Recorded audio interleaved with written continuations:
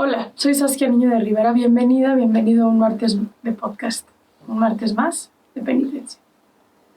Hoy vámonos a transportarnos a 1992. Un caso que resonó en todos los medios de comunicación. Un caso ante un México que causó mucho revuelo porque en ese entonces lo que Alejandro hizo no era normal. Más bien normal, entre comillas. Porque desafortunadamente hoy una nota así quizá ni siquiera hubiera llegado a las noticias. Alejandro, conocido como el parricida de San Valentín, nos va a hablar de salud mental. Nos va a hablar de lo que es sobrevivir violencia sexual en la infancia, lo que es dedicarse al sicariato en este país, pero también quién es el verdadero Alejandro, más allá de cómo México lo conoce, un asesino serial. Bienvenidos a un capítulo más de penitencia. Ahora nos vamos a ir a 1992 con el famosísimo Alejandro Cota Quirós. Así es. 1992, 32 años, querido Alejandro, en la cárcel. En la cárcel. Y es una vida, ¿no? Pues así lo vemos, ¿no? Así lo vemos. Tu caso fue sonadísimo, el famoso asesino de San Valentín que te pusieron, porque el 14 de febrero pasó lo que pasó. Pero quiero conocerte primero, antes de llegar a los hechos, y quiero conocer quién es ese Alejandro que existía hace 32 años en libertad allá afuera.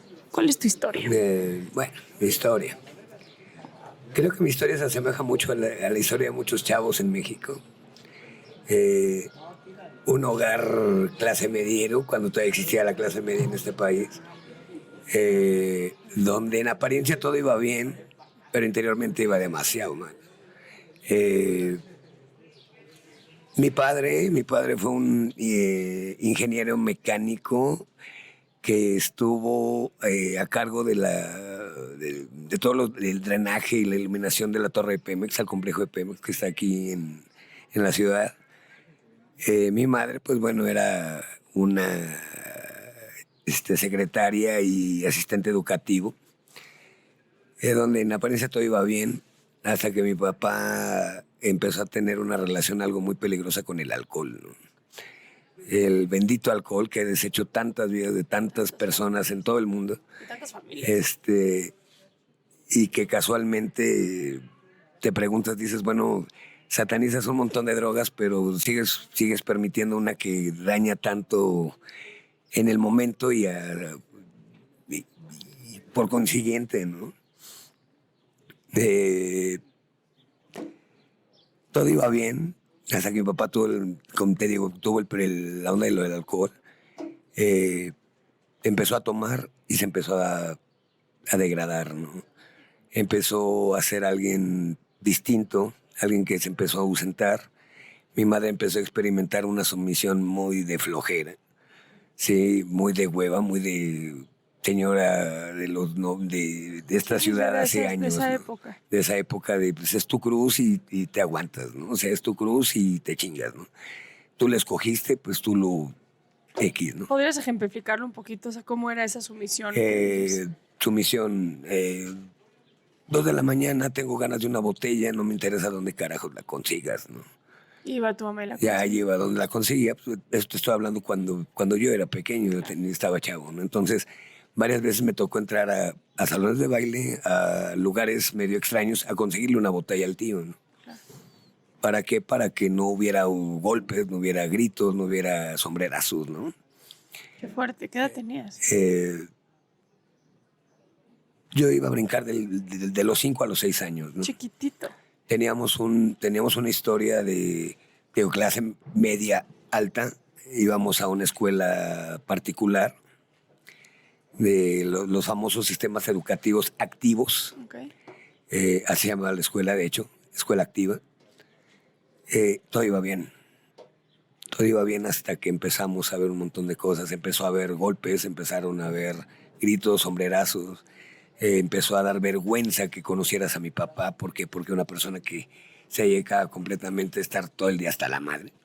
Sí, mi papá vivía sobrio 6 meses y vivía en el agua 6 meses. Entonces era muy desgastante para mi familia ver tener que estarlo escondiendo, ¿y tu papá qué pasó? Y es que lo vimos así, lo vimos acá. Hay que ir a recoger a tu papá de unas situaciones tan graves y tan extrañas, así que dices, ¿qué pasó? O sea, yo no vine a este planeta a ver un pendejete así, ¿no? O sea, Alejandro, cuando me cuentas esto y piensas en ver a tu papá así, en todo lo que sientes, ¿no? O sea, ¿qué queda en ti de hoy, ya más grande, al acordarte de ver a tu papá en esas condiciones? Mira, te soy sincero, el platicar de la historia de Alejandro Cota Quirós es algo muy difícil. ¿Por qué? Porque remueve un montón de cosas. En el transcurso de esta plática que voy a tener contigo te vas a ir dando cuenta todo lo que pasó y todo lo que fue haciendo que la maldad germinara dentro de mi persona y que terminara en esto que terminó, ¿no? Yo lo que menos quería era tener una familia así, ¿no? Yo veía, por decir, las familias de mis amigos, de los de la escuela, decías, oye, pues qué buena onda, ¿no? El chavo tiene a sus papás, su mamá, sus hermanos, en fin, ¿no? ¿Y tú qué tienes? O sea, sí tienes a tus hermanos, pero con un terror encabronado en la mirada, con no hagan ruido porque se va a enojar su papá, con es que pobrecito, entiendan a su papá, ¿no? O sea, tiene problemas. Y, ay, qué hueva das, madre. O sea, no manches.